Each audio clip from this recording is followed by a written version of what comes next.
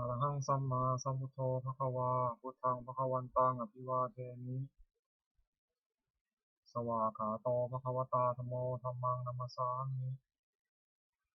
สุปฏิปันโนภควโตสาวกสังโฆสังฆังนะมามิข้าพเจ้าในณัฐพงศ์วิรมเมืองรหัส341ขอถึงพระพุทธพระธรรมพระสงฆ์เป็นสรณะที่พึ่งวันนี้ข้าพเจ้าจะนั่งสมาธิภาวนาเป็นครั้งที่84ตรงกับวันที่23กรกฎาคมพ.ศ. 2569เพื่อเป็นการปฏิบัติบูชาคุณพระพุทธเจ้าและเป็นอาจาริยบูชาคุณครูบาอาจารย์อันมีองค์ประทั่วและบุษรามิสุทธิ์ขอจิตใจของข้าพเจ้าจงบำรุงในสมาธิโดยเร็วเทอญขอเทพเทวดาเจ้าทั้งหลายโปรดจงมาอนุโมทนาในการนั่งสมาธิเจริญจิตภาวนาของข้าพเจ้านี้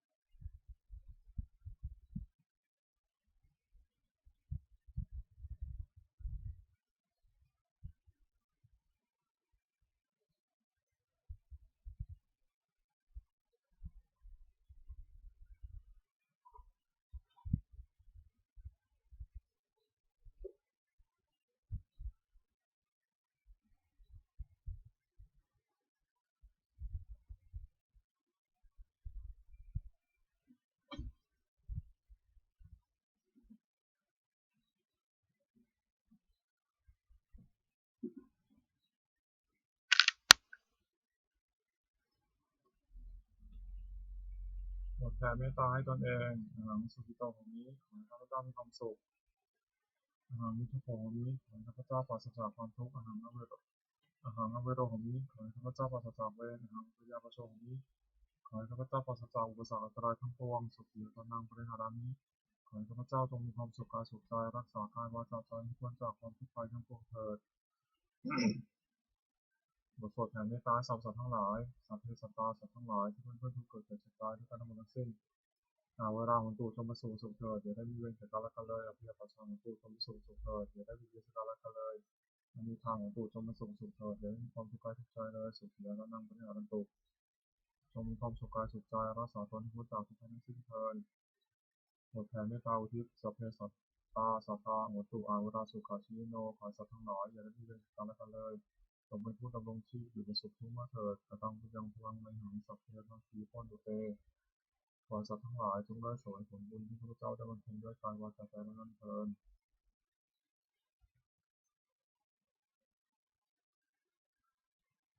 บัดนี้ข้าพเจ้าได้นั่งสมาธิภาวนาจบครบถ้วน1 ชั่วโมงแล้วขออานิสงส์อันพึงมีนี้ขอให้เป็นปัจจัยข้าพเจ้าได้เข้าใกล้กระแสนิพพานในขณะยังมีอยู่ให้ข้าพเจ้าแคล้วคลาดปลอดภัยจากทุกโศกโรคภัยอันตรายทั้งปวงที่อย่างน้อยได้สุจริตมั่นคงในสัมมาชีพชอบธรรมคำว่าไม่มีคำว่าอดอยากคำว่ายากจนขอจะได้มีแก่ข้าพเจ้าให้ข้าพเจ้าเจริญทั้งทางโลกและทางธรรมต่อไปและขอถวายในทรงจากการปฏิบัติธรรมนั้นแด่องค์พระทั่วและองค์กุศลาขอให้องค์กุศลาได้แข็งแรงอยู่เป็นที่พึ่งแก่ปวงข้าพเจ้าเพียงนานๆมีทั้งประเทศเทวดาทั้งหลายผู้ได้อนุโมทนาสาธุการในทุกกุศลนี้โปรดประสิทธิ์ประสาทพระนำส่งในลาภในมงคลประเสริฐทุกมงคลหลวงพ่อเจ้าสักขีมนต์หมายอย่างกุศลารวมถึงวัตถุมงคลทั้งปวงที่สับเสียงอะไรจะสร้างเพื่อที่ถึงด้วยวัฒนุภาพเทวานุภาพและฤทธิ์ทางความศักดิ์สิทธิ์อำนวยผลนิสริมงคลทุกครอบครองบูชาทุกประการเทิน